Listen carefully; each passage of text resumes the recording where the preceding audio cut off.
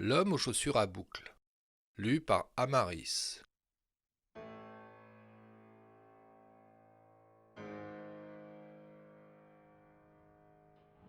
La vieille dame semble se jeter en avant, comme si elle voulait embrasser la nuque du chauffeur de taxi. Mais elle n'y parvient pas. Celui-ci se penche en avant avec une telle violence que s'il n'avait tenu son volant à pleine main,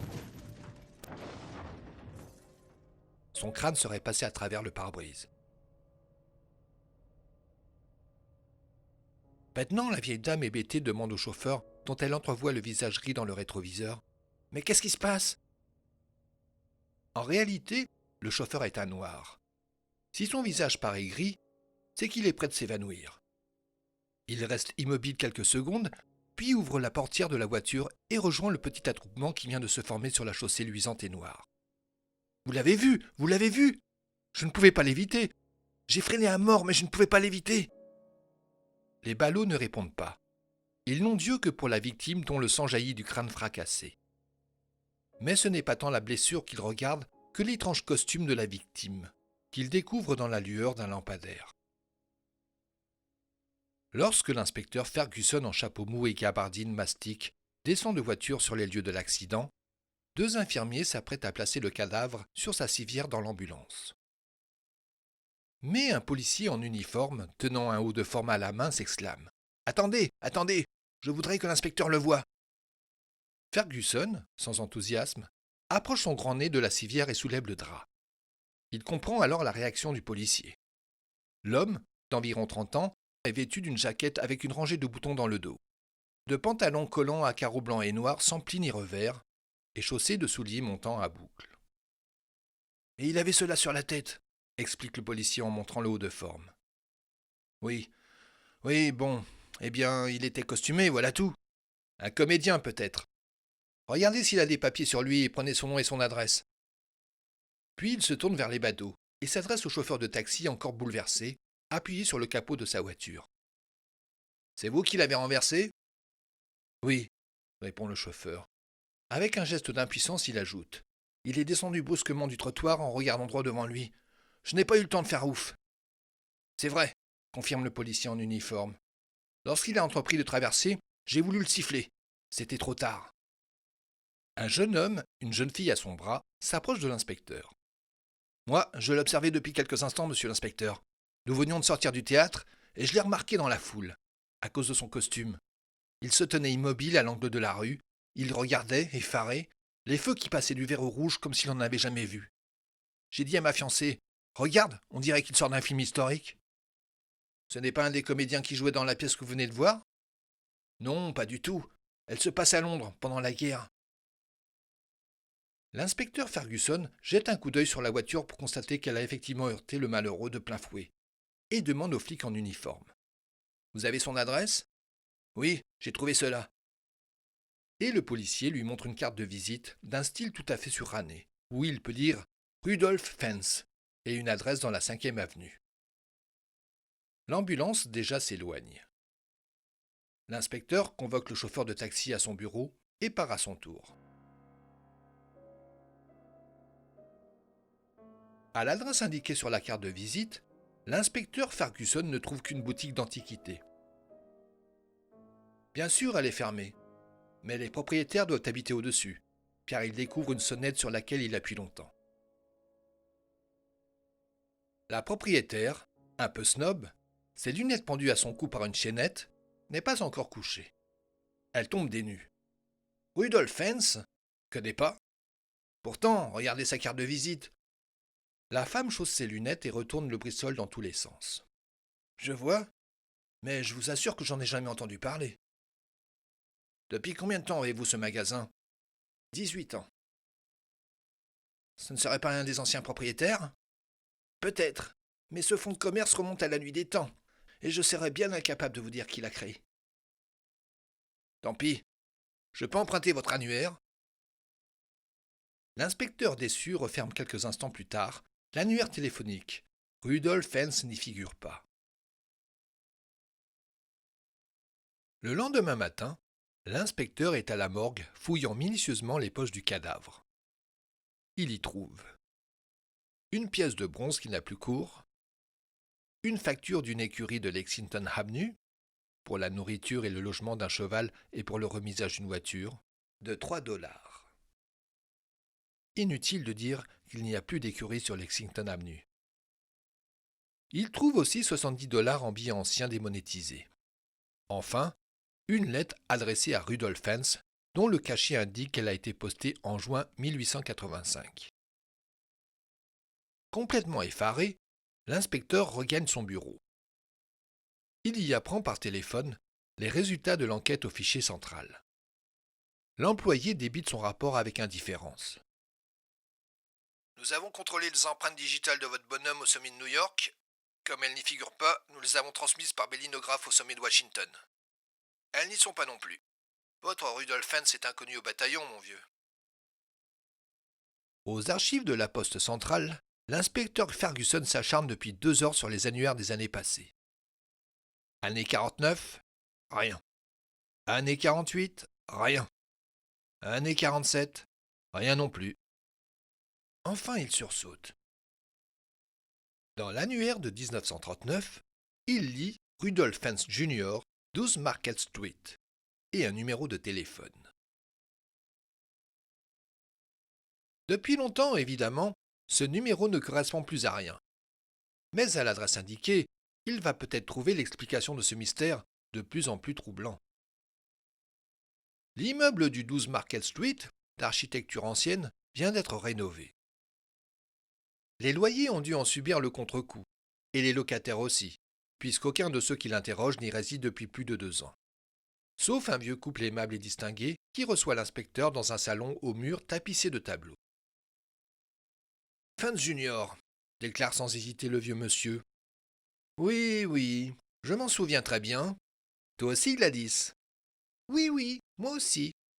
Je me souviens surtout de sa femme. Nous étions très amis. Et puis ils sont partis, et nous les avons perdus de vue. Où sont-ils partis? En Floride. Mais là-bas, ils ont déménagé, et je ne sais plus leur adresse. Quel âge avait ce Fentz Junior? La soixantaine. L'inspecteur Ferguson calcule rapidement.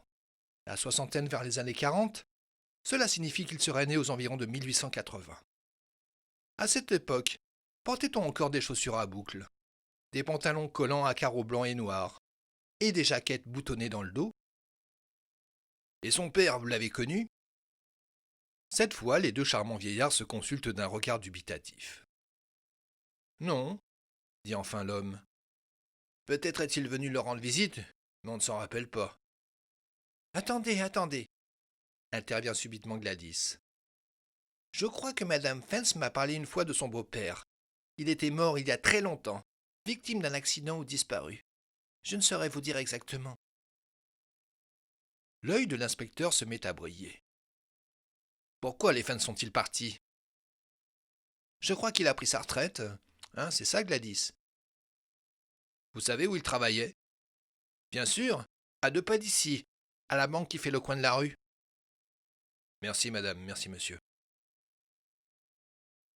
Le sous-directeur de la banque, lorsque l'inspecteur Ferguson lui demande s'il se souvient d'un dénommé Rudolph Fentz, ayant travaillé dans l'établissement dans les années 40, lève les bras au ciel, en marmonnant. Oh là là! Pour cela, il faudrait voir le chef du personnel à l'agence centrale. À l'agence centrale, l'inspecteur Ferguson va de bureau en bureau pour finir au service des assurances retraite, où le doigt d'un employé glisse avec rapidité sur un fichier. Fentz. Ah, voilà.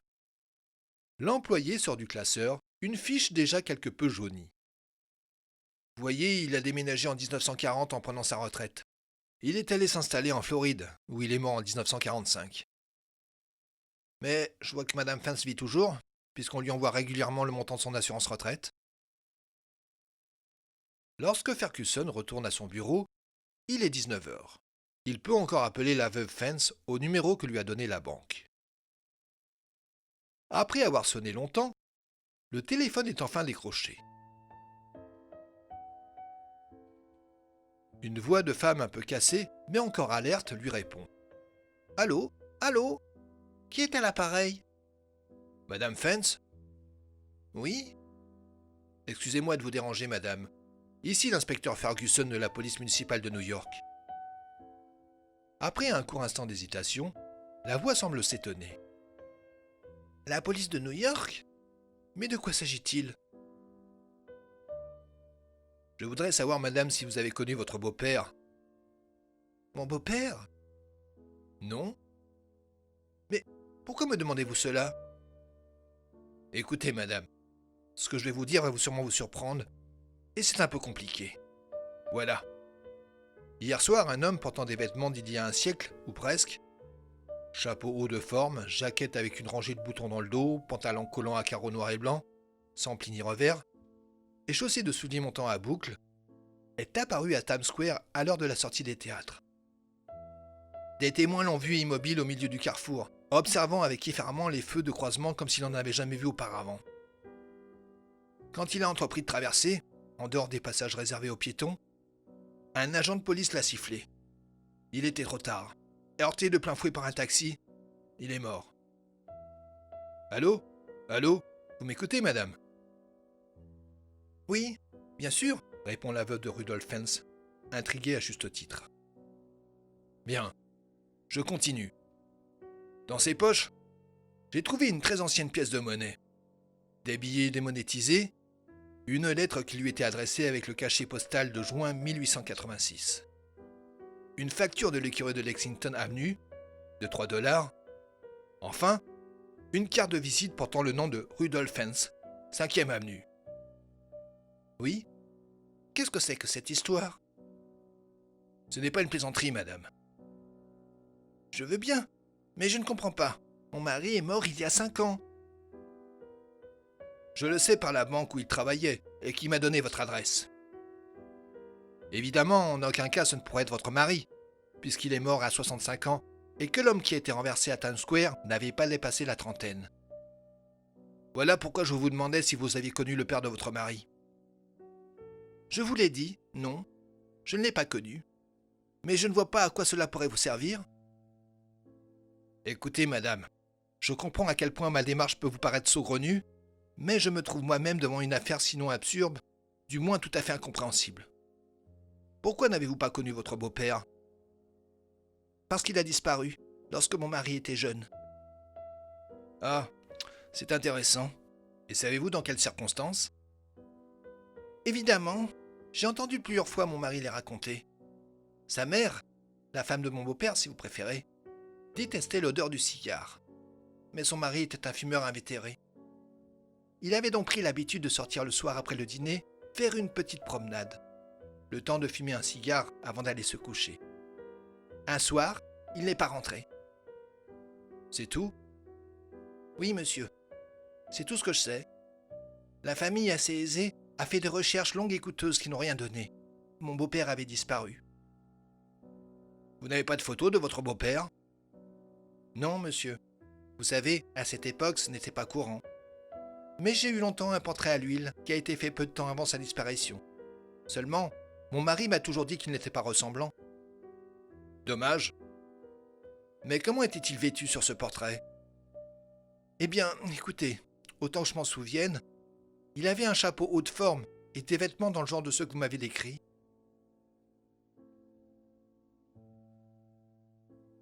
Avec l'aide du capitaine Hubert Ream, chargé des recherches sur les personnes disparues, l'inspecteur Ferguson obtient très vite la liste des personnes disparues en 1876. Le nom de Rudolph Fens y figure ainsi que son âge, 29 ans. La description des vêtements qu'il portait correspond exactement à ceux de la victime du Times Square. Le regretté berger, passionné de surnaturel et qui rapporte ce fait divers exceptionnel, n'a sans doute pas connu la suite, car voici ce qu'il écrit. Il semble bien que l'on se trouve ici devant un exemple flagrant, irrécusable, de chronotransfert instantané ou voyage dans le temps. Par quel prodigieux concours de circonstances un homme a-t-il pu, sans le savoir, franchir le seuil interdit, pénétrer dans quelques failles du continuum spatio-temporel dont on croyait bien l'usage réservé jusqu'ici aux seuls romanciers d'imagination, pour se retrouver en une seconde, 74 ans plus tard. Quelle perte irréparable que la mort accidentelle de cet involontaire voyageur du passé. Mais peut-être n'est-il pas le seul.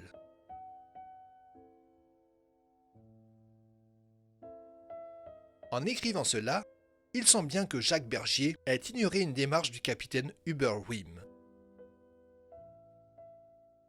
Celui-ci, après une assez longue enquête, finit par connaître le nom de toutes les personnes ayant disparu sur le continent nord-américain dans le courant du mois de juin 1950. Et parmi ceux-ci, un comédien canadien de Montréal, âgé de 33 ans, et dont le signalement correspond grosso modo à celui de l'homme aux chaussures à boucles. Aucun renseignement sur sa disparition, sinon ce détail. Il devait passer une audition dans un théâtre de Broadway. Dans quel théâtre et pour quel rôle? Nous ne le saurons sans doute jamais. Toutefois, cela nous suggère une hypothèse. Et s'il était allé dans un fripier de théâtre pour louer un costume? Et si ce costume avait été tout simplement celui de Rudolph Fentz, disparu 94 ans auparavant, avec encore dans les poches ce qui s'y trouvait au moment de sa disparition?